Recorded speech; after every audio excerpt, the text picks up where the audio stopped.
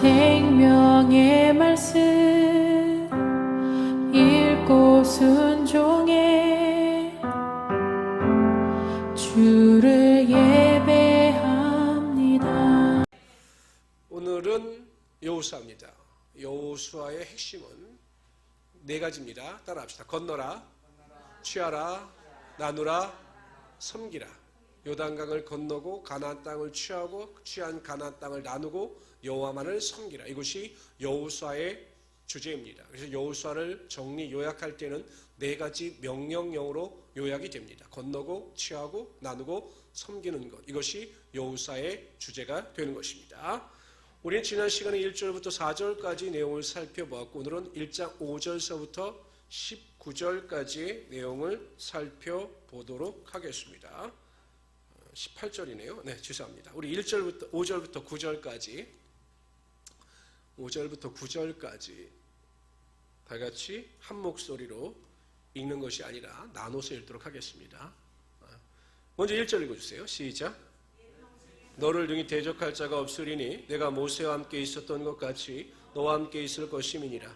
내가 너를 떠나지 아니하며 버리지 아니하리니 강하고 담대하라. 너는 내가 그들의 조상에게 맹세하여 그들에게 주리라 한 땅을 이 백성에게 차지하게 하리라. 오직 강하고 극히 담대하여 나의 종 모세가 내게 명령한 그 율법을 다 지켜 행하고 우로나 저로나 치우치지 말라. 그리하면 어디로 가든지 형통하리니 이 율법책을 내 입에서 떠나지 말게 하며 주야로 그것을 묵상하여 그 안에 기록한 대로 다 지켜 행하라. 그리하면 내 길이 평탄하게 될 것이며 내가 형통하리라. 내가 내게 명령한 것이 아니냐. 강하고 담대하라. 두려워하지 말며 놀라지 말라. 내가 어디로 가든지. 아멘. 남편이 아내를 정말로 사랑했습니다. 너무너무 사랑했습니다. 그래서 아내의 생일날 아내에게 최고급 자가용을 리무진을 선물합니다. 아내의 친구들이 그 아내를 너무나 부러워했습니다. 아내가 남편이 얼마나 자기를 사랑하면 이렇게 귀하고 비싼 이 벤츠차를 선물하겠냐고. 당신은 정말로 행복한 사람이고 좋은 남편을 둔 아내다라고 막 부러워했습니다. 그러나 아내는 하나도 행복하지 않았습니다. 왜 그랬을까요? 그 고급 차를 받았는데 왜 행복하지 않았을까요? 왜 그랬을까요? 운전면허가 없었기 때문입니다. 운전면허가 없는데 벤츠를 받으면 뭐합니까? 운전할 수가 없는데. 제가 왜 이런 말씀을 드리냐면 하나님께서 성도들에게 아무리 귀하고 좋은 약속을 하셨더라도 그 약속을 받을 만한 믿음이 되지 아니하면 하나님의 약속의 능력은 절대로 임하지 않는다는 것입니다. 하나님께서는 모든 사람들에게 공평하게 하나님의 약속을 주셨습니다. 그러나 모든 사람들이 공평하게 받은 약속을 다 삶 가운데 체험하며 살아가느냐? 아니라는 것입니다. 하나님의 약속의 능력을 체험하는 자가 있는가 하면 하나님의 약속을 체험하지 못하는 자들이 있습니다. 그 이유가 무엇일까요? 약속을 받을 만한 믿음의 그릇, 믿음의 능력이 준비되어 있지 않기 때문입니다. 하나님께서는 1장 1절 4절에서 여호수아에게 하나님의 약속을 주셨습니다. 가나안 땅을 이미 너에게 주었다라고 선포하셨습니다. 그리고 나서 하나님께서는 5절서부터 9절까지 그러한 하나님의 약속을 얻기 위해서 여호수아가 준비해야 되는 것이 무엇인가? 여호수아가 준비해야 될 믿음의 그릇이 무엇인가에 대하여 설명하고 계시다라는 것입니다. 5절서부터 9절까지의 내용 굉장히 복잡해 보입니다. 그러나 반복되어지는 내용이고 그 주제를 핵심적으로 요약하면 딱 두 가지입니다. 하나님의 약속을 체험하기 위해서 가장 중요한 두 가지가 무엇이냐? 첫 번째는 강하고 담대하라는 것입니다. 강하고 담대하라.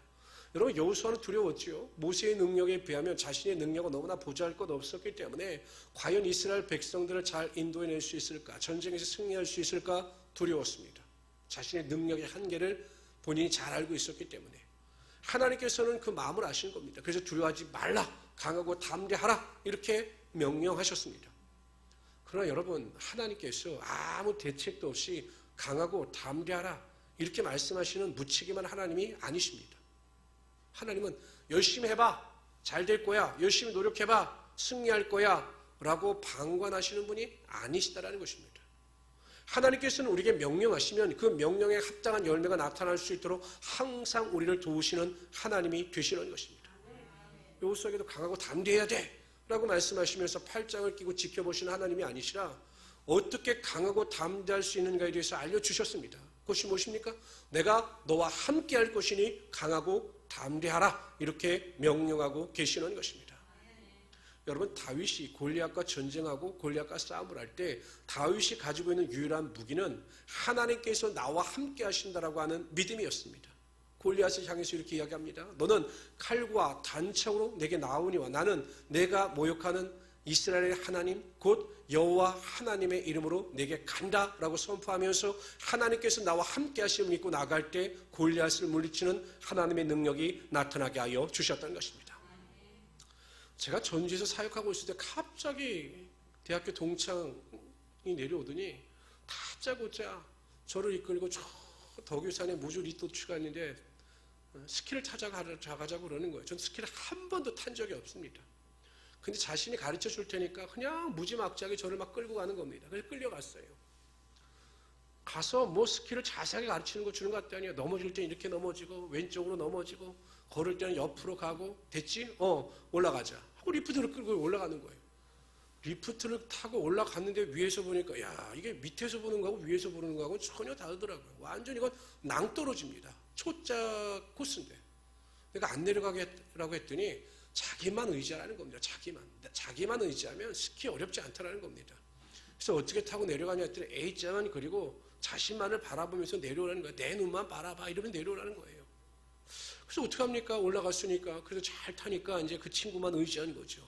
왜냐하면 안 그러면 스키를 들고 걸어 내려야 되니까. 그래서 그냥 그 친구만 의지해가지고 내려갔는데 진짜 스키가 타지더라고요. 물론 그 뒤는 안 갔습니다. 무서워서 한 번 더. 근데 의지하니까 되는 거예요. 위기 가운데 의지하니까 그래 신뢰해보자. 믿으면 된다고 했으니까 한번 시키는 대로 해보자 하니까 되더라는 겁니다. 여러분, 하다못해 나보다 실력이 뛰어난 능력 있는 자를 의지하고 신뢰하면 또 내가 능력이 부족하더라도 그 능력이 치워집니다. 근데 여러분, 하나님께서 말씀으로 천지를 창조하신 전지전능하신 하나님이 되시는 거예요. 근데 그러나 하나님이 나와 함께 하신다. 그리고 나에게 능력도 주시고 권능도 주시고 지혜도 주신다라고 믿으면 강하고 담대한 믿음을 통해서 우리의 삶에 능치 못할 일이 없게 된다라는 것입니다. 근데 우리가 그것을 믿지 못하니까 항상 내 능력만 생각하니까 우리가 주눅들고 낙심하고 절망하면서 살아갈 수밖에 없다라는 것입니다. 그래서 참 이상하죠. 어떤 성도들은 하나님께서 나와 함께 하신다는 것을 확실히 믿으면서 살아가는 성도들이 있어요. 근데 어떤 성도들은 그렇게 신앙생활을 오래 하고 잘 믿는 것 같은데 하나님께서 동행하신다는 사실을 믿지도 못하고 느끼지도 못하는 성도들도 있습니다. 그래서 조금만 어려움이 다가오면 넘어지고 쓰러지면서 뒤로 물러가는 그런 어리석은 믿음의 생활을 하는 성도들이 굉장히 많습니다. 왜 그럴까? 똑같이 하나님께서 약속하시고 내가 너와 함께 할 것이다. 세상 끝날까지 내가 너와 함께 할 것이다 라고 분명히 약속해 주셨는데 어떤 성도들은 하나님의 동행하심을 믿고 나와 함께 하심을 믿고 강하고 담대한 믿음을 가지고 살아가는 성도들이 있는가 하면 어떤 성도들은 하나님께서 함께하여 주신다라고 약속하셨음에도 불구하고 믿지 못하면서 살아가는 연약한 모습을 가지고 살아가는 이유가 무엇이겠느냐라는 것입니다. 무슨 차이일까? 왜 그런 차이가 발생할까? 결국은 관계의 문제입니다. 관계의 문제. 보통 아버지와 아들 간에는 별 대화가 없어요. 이상하게 아버지와 아들 간에는 별 대화가 없습니다. 왜 그런가 생각해 보면 신뢰가 없기 때문에 그렇죠. 자꾸 아버지는 아들을 가르치려고 합니다.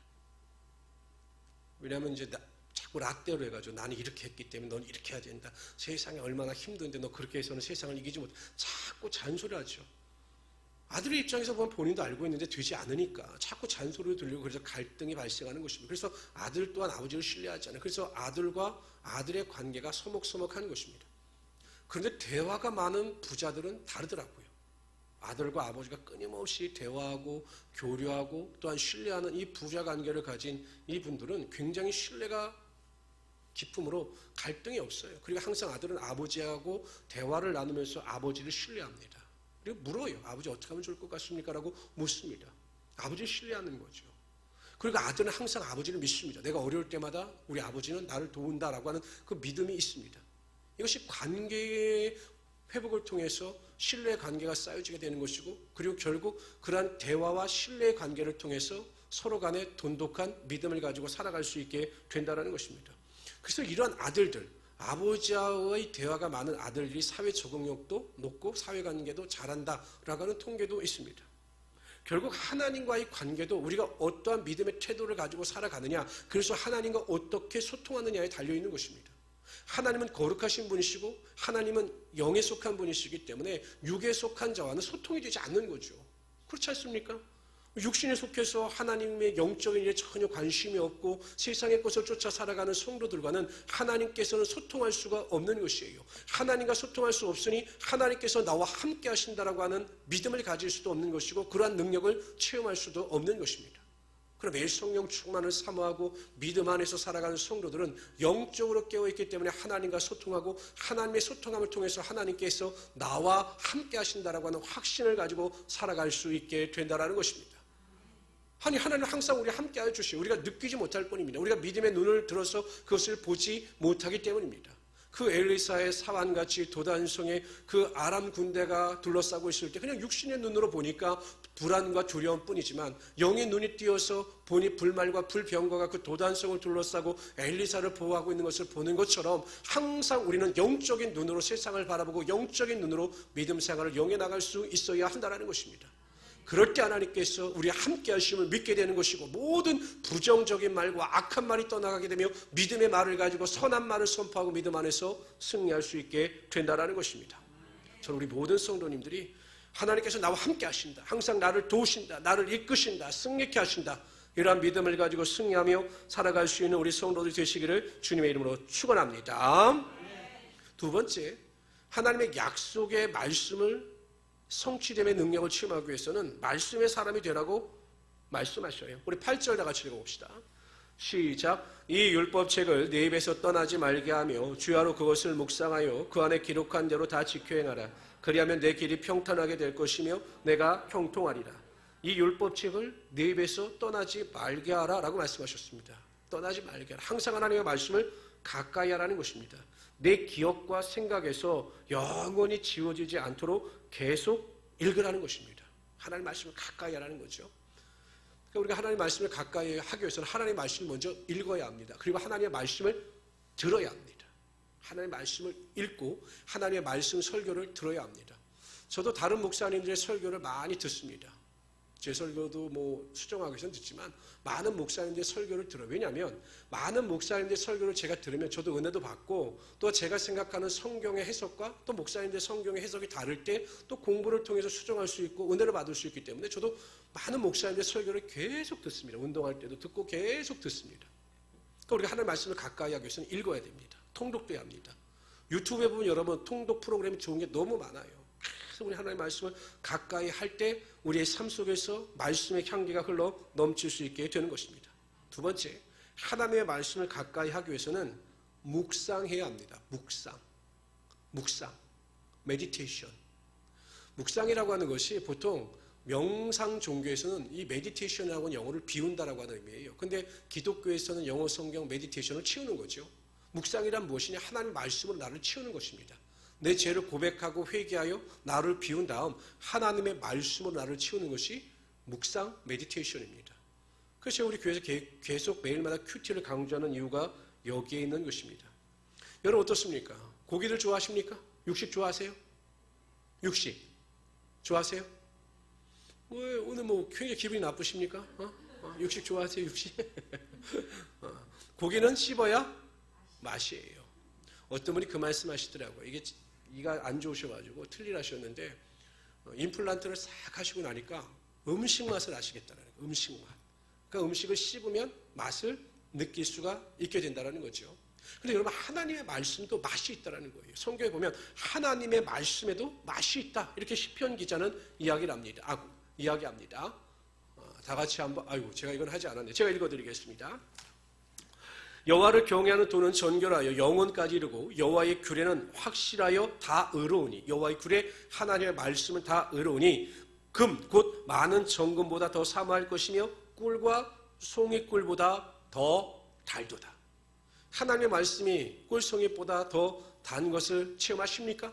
하나님 말씀을 읽을 때마다 정말 이 하나님의 말씀이 꿀보다 더 달고 나에겐 은혜와 축복의 말씀이다라고 느낄 수가 있어야 한다는 것입니다. 보통 학자들은 말씀을 이야기할 때 보통 로고스라고 합니다. 일반적인 말씀을 로고스라고 합니다. 로고스. 그런데 같은 말씀이라도 똑같은 말씀을 읽어도 그 말씀이 어떤 자에게는 은혜로 다가가고 어떤 자에게는 은혜로 다가가지 않는 말씀이 있어요. 하나님께서 나에게 주시는 말씀을 보통 레마라고 합니다. 레마. 그러니까 하나님께서 나에게 주시는 말씀을 받아서 그 묵상 가운데 하나님의 말씀의 맛을 느낄 수 있을 때 우리가 하나님의 말씀에 온전히 순종하며 살아갈 수 있게 된다는 것입니다. 우리가 맛있는 음식을 섭취하면 계속 그 음식을 먹고 싶은 것처럼 우리가 하나님의 말씀의 맛을 느끼기 시작하면 하나님의 말씀을 매일 묵상하고 묵상함으로 그 말씀 안에 거할 수 있게 된다는 것입니다. 그래서 우리 성도님들은 매일 큐티 하세요. 제가 말씀드리잖아요. 제가 이제 큐티 할 수 있는 좋은 내용을 얼마나 드립니까? 새벽 예배를 그대로 따라 하시면 큐티가 됩니다. 그리고 제가 새벽 예배 설교를 오후쯤에 줄여서 10분 설교를 또 올려드립니다. 그럼 우리 또 큐티집이 있잖아요. 그걸 가지고 매일 말씀을 읽고 묵상하면 하나님께서 레마의 말씀으로 여러분의 삶 가운데 은혜로 부어주시는 것입니다. 그 말씀을 부여잡고 살아가면 하나님의 말씀이 내 안에서 역사하고 하나님의 말씀이 내 안에서 살아 움직이게 되는 것입니다. 그것을 체험할 수 있어야 하나님의 은혜 가운데 살아가는 자들이라고 말할 수 있는 거예요. 하나님의 말씀이 있는데 그 오병의 역사의 기적의 능력을 맛본 자들, 그래서 예수님께서 떡을 줄까요? 예수님을 찾아왔는데 예수님께서 내가 생명의 떡이니 나를 먹는 자는 영원히 목마르지 않고 배부르지 않겠다 말씀하시니 어려운 겁니다. 어떻게 육신의 예수님을 떡으로 먹을 수 있는가? 그래서 어려워서 다 떠나갑니다. 근데 제자들에게 예수님 말씀하셔요. 너희도 떠나가겠느냐? 어려워서 떠나가겠느냐? 제자들은 그래서 따라다니면서 깨달은 바가 있기 때문에 이렇게 이야기합니다. 생명의 떡이 여기 있으면 우리가 어디를 가리일까? 이러한 고백을 여러분들이 할 수 있어야 한다는 것입니다. 하나님의 말씀이 나에게 있는데 내가 어디를 가겠습니까? 하나님의 말씀이 나에게 주어졌는데 내가 어찌 내 생각대로 살아가겠습니까? 라고 하는 결단이 있어야 하나님께서 여러분을 통해서 말씀 가운데 역사하시게 된다는 것입니다. 세 번째, 하나님의 말씀을 가까이 한다라고 하는 의미는 다 지켜 행하는 것입니다. 우리가 하나님의 말씀을 읽었습니다. 큐티를 통해서 은혜를 받았습니다. 깨달았습니다. 이렇게 살아야 되겠다라고 결단했습니다. 그러면 이것이 행함으로 나타날 수 있어야 한다는 것입니다. 어느 집사님이 아침 말씀 출근하기 전에 큐티 내용을 묵상하다가 사랑이라고 하는 그 메시지를 통해서 큰 감동을 받습니다. 그래, 원수까지 살아가는 것이 하나님의 뜻이고 하나님께서 기뻐하시는 것이구나 라고 생각하여 기도하는 중에 회사에서 자신과 갈등을 일으켜서 말을 하지 않는 한 직원을 생각해냈습니다. 왜냐하면 안수 집사님의 잘못이 아니었기 때문에. 그래서 내가 절대로 저 사람과는 대면하지 않겠다. 그래서 회사에서 보더라도 대면하고 인사조차 나누지 않았습니다. 그런데 그것이 마음속에 부담으로 다가오는 것입니다. 사랑하라고 하셨는데, 원수까지 사랑하라고 하셨는데 그것이 나에게 레마로 다가오는 것입니다. 그래서 회사에 가자마자 그 직원에게 먼저 전화를 했습니다. 내가 저번에 이런 일로 당신에게 가슴 아프게 한 일에 대해서 내가 할 말이 있으니 만나자 라고 만나서 점심 식사를 대접하고 그에게 자신의 잘못을 용서를 구했습니다. 그랬더니 여러분 오히려 상대방이 무릎을 꿇는 거죠. 아닙니다. 제가 더 잘못했습니다. 나이 어린 제가 정말 경솔했습니다. 죄송합니다. 라고 용서를 구함으로 두 사람과의 관계가 원활하게 회복이 될 수가 있었던 것입니다. 이것이 하나님의 말씀대로 살아가는 성도의 모습인 거죠. 매일 설교를 들어도 하나님의 말씀을 들어도 결단하지 아니하고 내 뜻대로 내 고집대로 살아가는 것은 하나님의 말씀 안에 거하는 자들이 아닙니다. 누굽니까? 바리새인들과 사두개인들입니다. 말씀을 많이 아는 것 같은데, 말씀을 많이 읽는 것 같은데 그들은 외식하는 삶을 살았습니다. 왜? 행위의 열매가 없었기 때문에. 우리 성도님들은 말씀을 받았으면 말씀을 받은 대로 온전히 순종하며 살아가시는 하나님의 귀한 성도들이 되시기를 주님의 이름으로 축원합니다. 그런데 하나님은 얼마나 좋으시고 감사하신 하나님이시냐. 이처럼 하나님의 율법책을 가까이하고 믿음 안에서 강하고 담대하게 순종하며 살아가는 자들에겐 하나님의 놀라운 축복의 능력이 임하게 하여 주신다는 것입니다. 하나님께서 뭐라고 말씀하셨느냐 하면, 제가 체크를 안 했는데 8절 읽어봅시다. 시작. 이 율법책을 내 입에서 떠나지 말게 하며 주야로 그것을 묵상하여 그 안에 기록한 대로 다 지켜 행하라. 그리하면 내 길이 평탄하게 될 것이며 내가 형통하리라. 내 길이 평탄하게 된다라고 하는 말씀은 하나님께서 함께하여 주심으로 말미암아 모든 문제가 변하여 인생이 평탄하게 되며 하나님의 형통의 축복이 임하게 된다는 것입니다.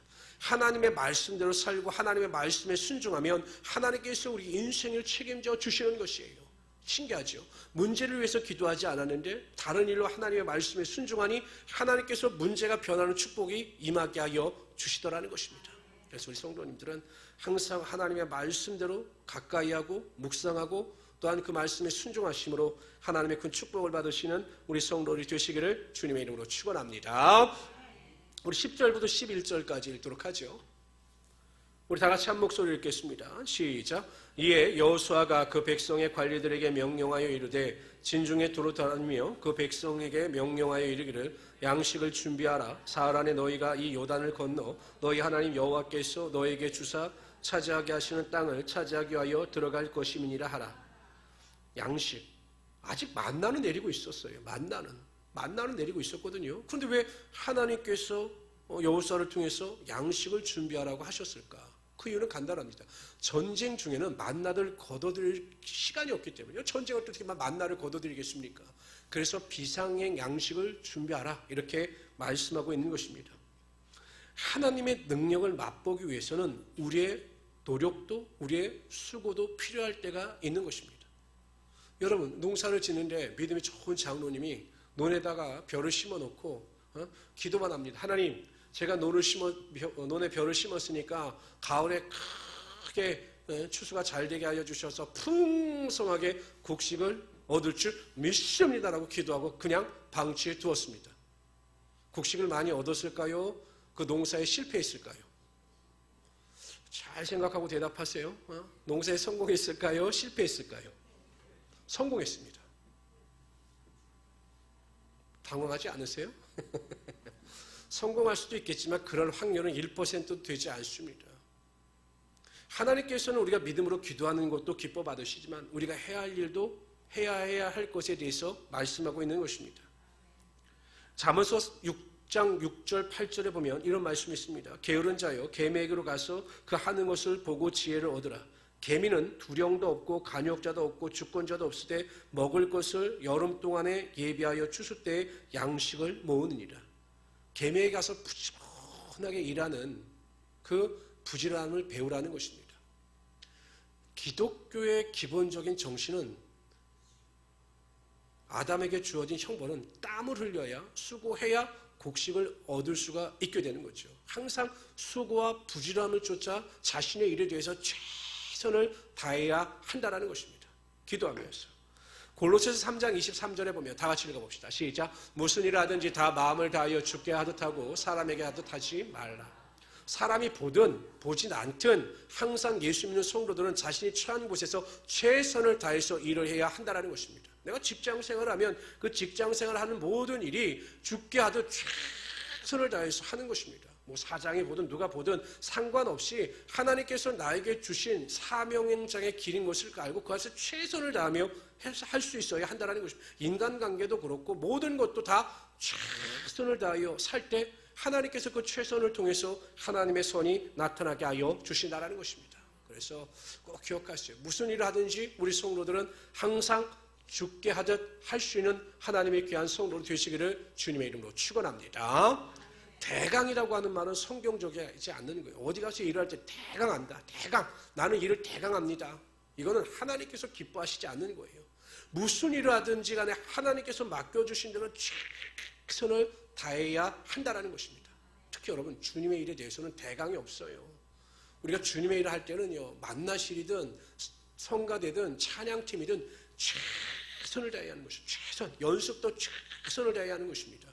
주님께 드리는 것에 가장 좋은 것, 가장 최상의 것을 드리기 위해서 우리는 항상 최선을 다할 수 있어야 한다는 것입니다. 우리 12절에서 18절까지 읽도록 합니다. 12절에서 18절까지 내용은 어떤 내용이냐면 요단 서편이 가나안 땅인데 요단 동편은 원래 하나님께서 약속하신 땅이 아니었어요. 요단강을 중심으로 해서 오른쪽에는 요단 동편은 하나님께서 원래 주시기로 하신 땅이 아니었어요. 그런데 헤스보난 시온이라든지 그 아셀 지역이라든지 그 길랏 그 북쪽에는 원래 바산한 왕 옥이 살고 있었는데 그냥 이스라엘 민족을 대적하지 않았더라면 그냥 그 땅을 통과하는데 괜히 이 사람들이 대적하다가 공격을 당하고 패함으로 말미암아 이 요단 동편 땅도 하나님께서 이스라엘 백성들에게 주셨습니다. 근데 이스라엘 백성들 중에 12지파 중에 므낫세와 갓지파와 루벤 지파, 루벤, 갓, 므낫세 반지파가 보니까 가축이 굉장히 많았는데 그 가축을 하기에는 이 땅이 너무 좋은 거예요. 요단 동편이. 그래서 모세에게 그 땅을 요구합니다. 우리는 이 땅을 주십시오. 우리는 여기에서 정착하겠습니다. 그래서 모세가 하나님께 여쭈니 하나님께서 그 땅을 주라라고 명령하시죠. 그러나 단 조건이 있었습니다. 그 땅에 거주하는 것으로 만족하지 말고 가축과 아녀자들을 그 땅에 머물게 한 뒤에 너희들도 가나안 땅에 들어가서 똑같이 전쟁에 동참해야 한다라고 하는 약속을 그들에게 부여하신 겁니다. 오늘 그 약속에 대한 이행을 요구하는 것이 바로 여호수아를 통해서 말씀하고 있는 내용이 바로 12절, 18절입니다. 다 같이 읽어봅시다.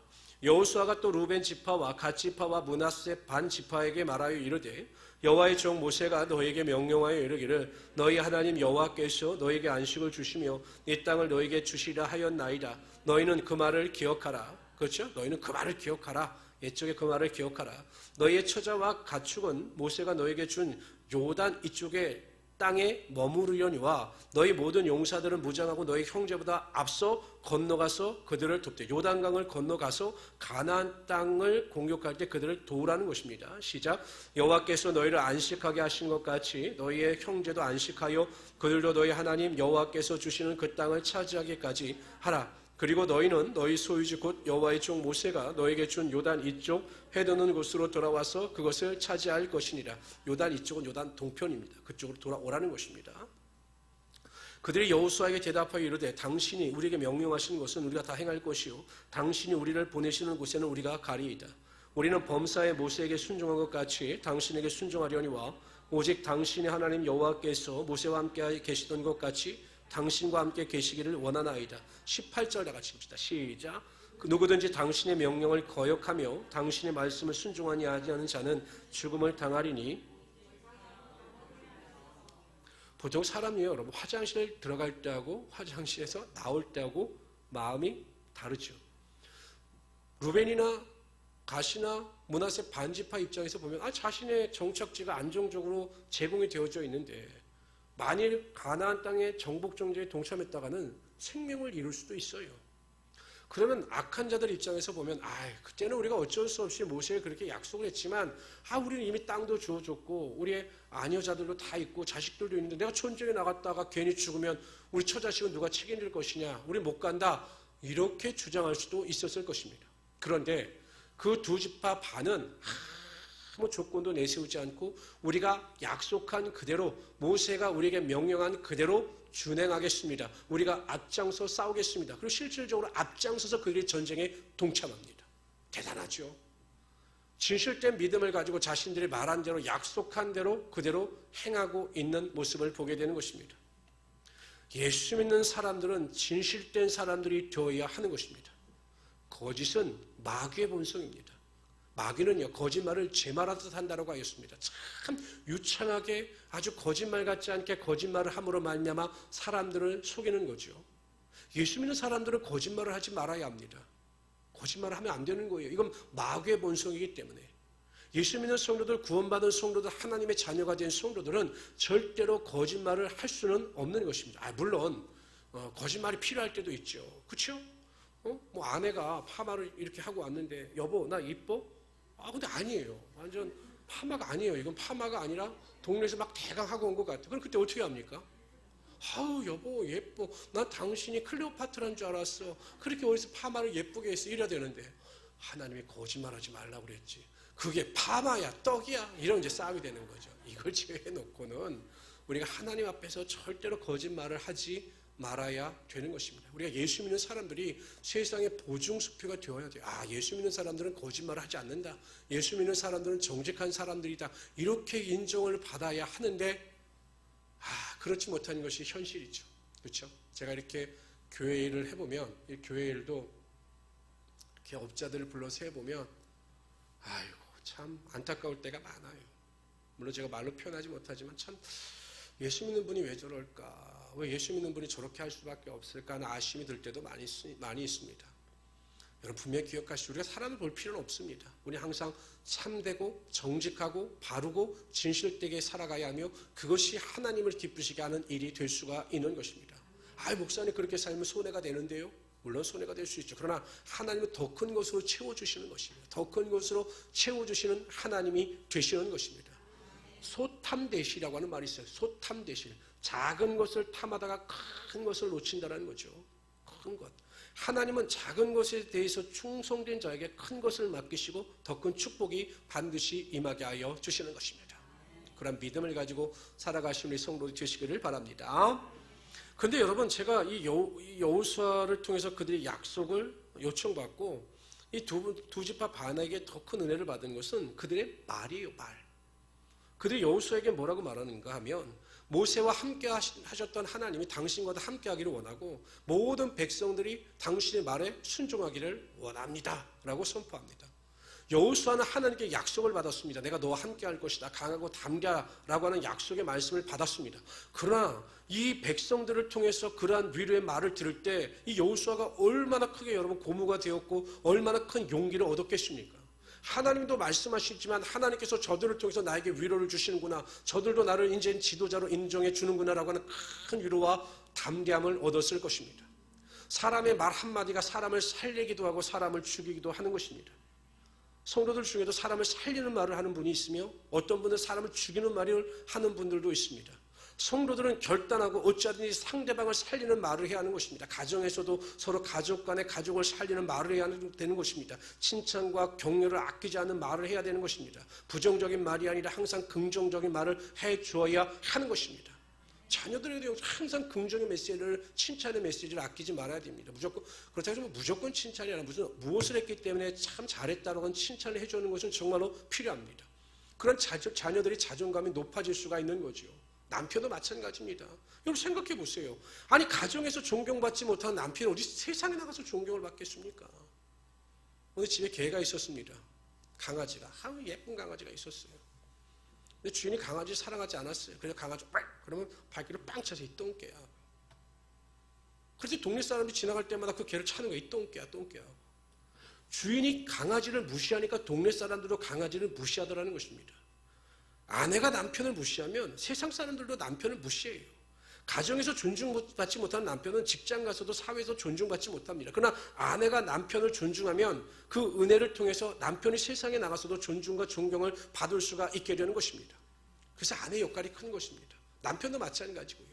우리 모든 성도님들은 항상 칭찬, 격려, 배려, 사랑의 말을 많이 하심으로 큰 은혜를 끼칠 수 있는 우리 성도들이 되시기를 주님의 이름으로 축원합니다. 성도들 간에 서로 이야기해요. 사랑합니다. 사랑합니다. 물론 이성 간에 하면 큰일 납니다. 사랑합니다. 사랑합니다. 이렇게 막 웃으면서 막 하면 그게 얼마나 좋은지 몰라요. 저는 솔직히 우리 안수 집사님도 계시고 우리 남자 성도님 청년들인데 막 안아주고 싶어요. 막 이렇게 안아주고 싶고. 물론 학교 명제를 안으면 너무 푹신푹신해서 내가 정말 좋은데 다 안아주고 싶어요. 막 사랑스럽고. 그런 표현을 긍정적인 표현을 잘할 수 있는 성도가 하나님께서 기뻐하시는 성도가 된다는 것입니다. 다 같이 읽어봅시다. 잠언서 25장 11절입니다. 경우에 합당한 말은 아롯에게 은쟁반의 금상 아니라. 골로새서 4장 6절입니다. 시작. 너희 말을 항상 은혜 가운데서 소금으로 고르게 한같이 하라. 그리하면 각 사람에게 마땅히 대답할 것을 알리라. 이러한 말의 은혜를 통해서 많은 자들에게 귀한 영향을 끼칠 수 있는 우리 성도들 되시기를 주님의 이름으로 축원합니다.